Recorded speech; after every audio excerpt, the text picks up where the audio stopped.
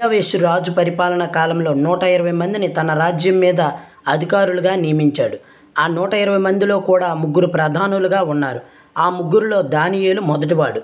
దానియేలు ఎంతో జ్ఞానవంతుడు కనుక రాజ్యం మొత్తం మీద అధికారిగా తనను నియమించాలని రాజు అనుకున్నాడు. కానీ దానియేలుతో ఉన్న అధిపతులు దానియేలు మీద ఏదో ఒక నేరం మోపాలని కుట్ర పన్నారు. కానీ దానియేలు ఎంతో నమ్మకమైనవాడు కనుక అతడు ఎటువంటి నేరం కానీ తప్పు కానీ చేయలేదు. అందుకు ఆ అధిపతులు ఈ దానియేలుని తన దేవుని విషయంలో తప్ప మరి ఏ విషయంలోనూ పట్టుకోలేం అని ఆలోచించుకున్నారు.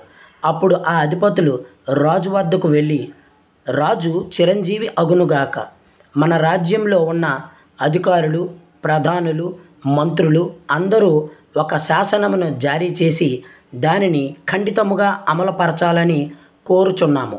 రానున్న 30 రోజుల వరకు ఎవడునూ మీకు తప్ప అన్య దేవతకు కానీ అన్య నరుడికి కానీ ప్రార్థన చేయరాదు. ఈ ఆజ్ఞ మీరిన వారిని సింహముల గుహలో పడవేయుదుమని శాసనము చేయింపుడు. ఏలిక ఈ శాసనమును జారీ చేయుచు దీనిపై సంతకం చేయండి. ఇది మాదీయుల పారసికుల నియమము ప్రకారము తిరుగులేనిదిగా ఉంటుందని వారు చెప్పగా దర్యావేషురాజు అట్లే శాసనము జారీ చేయించి దానిపై సంతకం పెట్టెను. రాజుగారి నుండి ఇటువంటి శాసనం ఒకటి వచ్చిందని తెలిసినా దానియేలు తన ఇంటికి వెళ్ళి ఎప్పటిలాగే తన ఇంటి పై గది కిటికీలు యెరూషలేము వైపు తెరువబడి ఉండగా దేవునికి ప్రార్థన చేస్తూ ఆయనను స్తుతిస్తూ ఉండేవాడు. రోజులో తప్పనిసరిగా 3 సార్లు ప్రార్థన చేసేవాడు దానియేలు.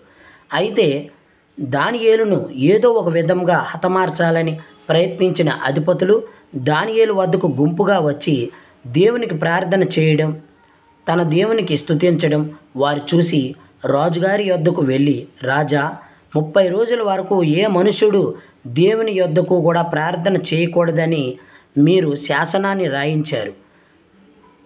చెరపట్టబడిన యూదులలో ఉన్న ఈ దానియేలు మిమ్మల్ని కానీ మీరు పుట్టించిన శాసనాన్ని కానీ లక్ష్య పెట్టకుండా ప్రతిరోజు 3 సార్లు ప్రార్థన చేస్తున్నాడు అని వారు చెబుతారు. రాజు అది విని చాలా బాధపడతాడు.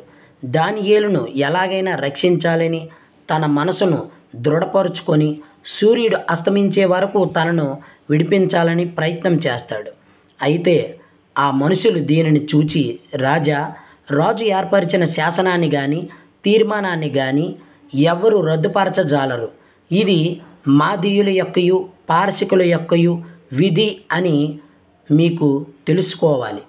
రాజు యొక్క ఆజ్ఞ ఇవ్వగా బంట్రోతులు దానియేలును సింహముల బోనులో పడవేశారు. రాజు ఆ రాత్రంతయు ఏమీ తినకుండా ఉపవాసముండి ఆ రాత్రి వాయిద్యాలు కానీ నాట్యాలు కానీ ఏది జరగకుండా నిద్ర లేకుండా బాధపడుతూ ఉన్నాడు. రాజు తెల్లవారుజామున త్వరగా లేచి సింహముల యొద్దకు వెళ్ళి అతడు గృహ వద్దకు రాగానే చాలా దుఃఖ స్వరముతో దానియేలును పిలిచి, జీవము గల దేవునికి సేవకుడవైన దానియేలు, నిత్యము నీవు సేవించుచున్న నీ దేవుడు నిన్ను రక్షించగలిగేనా అని అతనిని అడుగుతాడు. అందుకు దానియేలు, రాజు చిరకాలము జీవించునుగాక, దేవుడు దేవదూతను పంపి సింహముల నోళ్ళను మూయించెను కనుక అవి నాకు ఎటువంటి హాని చేయలేదు. దేవుడు నన్ను నిర్దోషిగా పరిగణించెను కనుకను మీకు నేనెట్టి అపరాధము చేయలేదు కనుకను అతడిట్లు చేసెను అని అనెను. ఆ మాటలకు రాజు ఎంతో సంతోషించి దానియేలును సింహముల గుహలో నుండి వెలుపలకు తీయుడు అని ఆజ్ఞాపించెను. వారట్లే అతనిని బయటికి తీసిరి. రాజు దానియేలుపై నేరం మోపిన వారిని పిలిపించెను. వారందరినీ సింహముల గుహలోనికి త్రోయించెను. వారు గృహ అడుగు భాగము చేరుకొనక మునిపే ఆ సింహములు వారిపై దూకి వారి ఎముకలను ముక్కలు ముక్కలు చేసెను. అంతటా దర్యావేషు రాజు లోకంలోని ఎల్ల దేశములకును జాతులకును భాషలకును చెందిన ప్రజలకు ఇట్లు లేఖలు పంపెను. మీకు శుభములు సమృద్ధిగా కలుగునుగాక. నా రాజ్యంలోని జనులెల్లరూ దానియేలు దేవుని పట్ల భయభక్తులు చూపవలనని నా ఆజ్ఞ. అతడు సజీవుడైన దేవుడు, కలకాలము పరిపాలించువాడు. అతని రాజ్యము ఎన్నడూను నాశనం కాదు. అతని పరిపాలనమునకు అంతమే ఉండదు. అతడు తన ప్రజలను రక్షించి కాపాడును. భూమి ఆకాశములందు అద్భుత కార్యములు చేయును. అతడు దానియేలును సింహముల బారి నుండి విడిపించెను.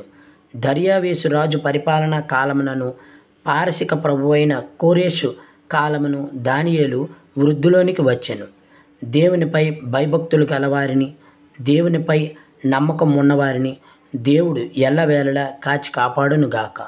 ఆమేన్.